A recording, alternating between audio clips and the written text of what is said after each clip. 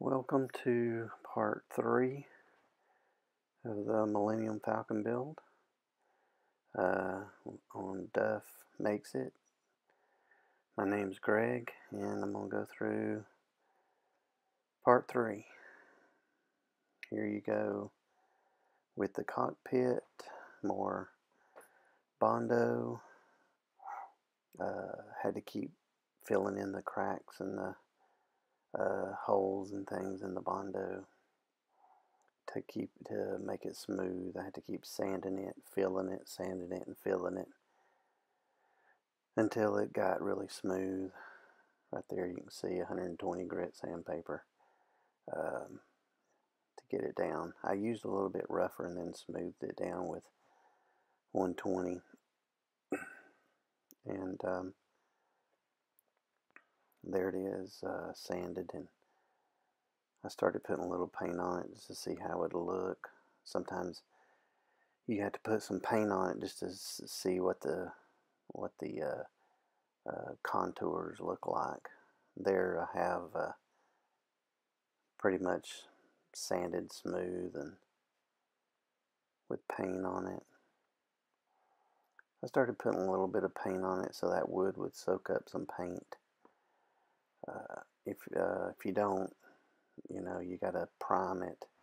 If you don't prime it, it'll take forever to paint it because the grain will show through the paint. So I started priming it pretty early. I know this is part 3, but it's still kind of early on priming it. But there's the bottom. Started working on the bottom, flipping it over. I had to do that to finish up the cockpit on the bottom. And the bottom's starting to shape up a little bit here, especially on the cockpit and those large pieces. I also later on you'll see, I ended up drilling holes in that little round disc on the bottom, an 8-inch. I think it's like an 8-inch round disc that I drilled holes in for the base.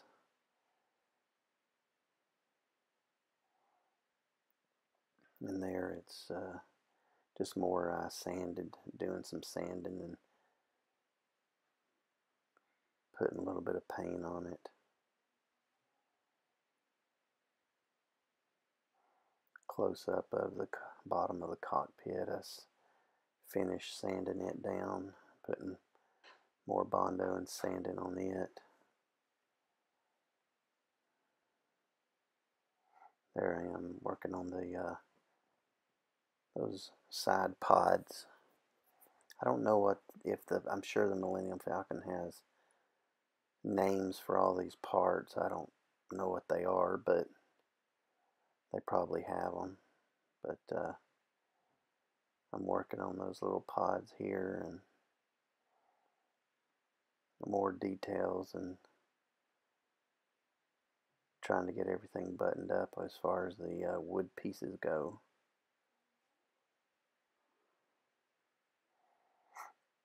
Here I am. I actually start adding some of the greeblies and the things on the sides here before I even get anything else completely finished. I was getting anxious with getting it done at this point. So it was starting to get, it was a really long build. It took me, I don't know if I mentioned it before, but it took me about a month, I think, to build this thing. And I put a lot of hours in it too. More of the greebly areas, and it's a little hard to see. I know it's dark, and these are parts out of a printer, an old printer. It's like a laser jet printer. There I kind of spray painted the back of it black just to get it to soak up some paint. Here I am putting in, I put multicolors as far as multiple layers of grays, blacks, white, off-white color, like 4 different colors that I used. And right here, when I get the black, I started getting a lot of black on it. I almost decided to build this as like a Imperial ship that Darth Vader stole, or commandeered, and make it into a black Millennium Falcon, but I decided not to. I decided to go ahead and make it look more like the original. But it would be cool to build one to look like Darth Vader's, private ship that he like stole it or something, and they repainted it black, and that would kind of look cool. Here's more of these printer parts from inside a printer. All this is plastic. I hot glued and used super glue on a lot of these parts. A lot of the wooden parts I used wood glue, but on these plastic parts I used hot glue and super glue. There's a little video I shot of it. This right here is like a glossy paint, but I end up going over all that with satin flat paints.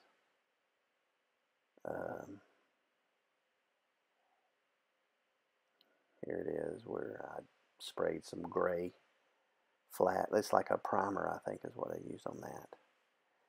And to flatten it back down, because it wouldn't look right if it was really glossy. It just wouldn't look right. So, and I keep adding layers and layers of paint and all the different greeblies and different parts and pieces, and just keep adding layer upon layer until you get it to where you want it.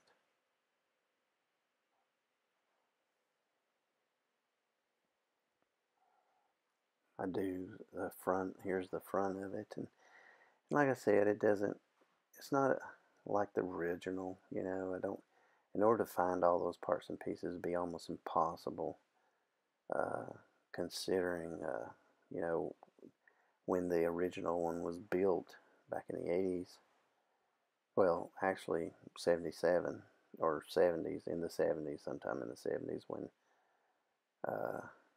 I guess 77 was the first movie, and then after that. But I know The Empire Strikes Back was late 70s, early 80s, I think, sometime around there. I know most of you guys out there probably know more about this than I do.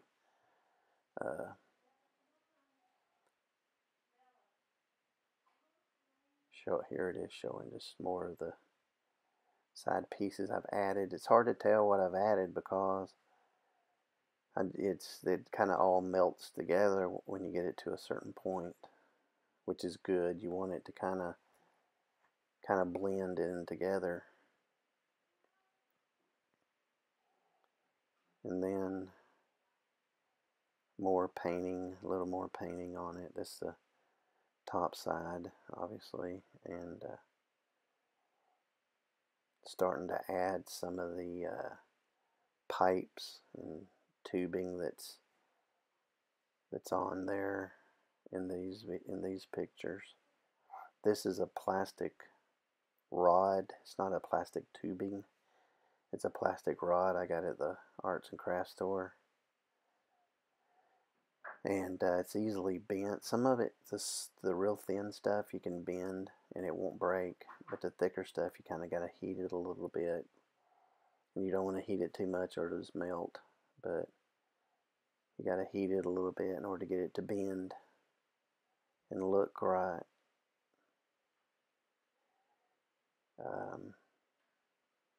And then, see, it's like I use like a 16th inch and an 1/8 inch rod on it.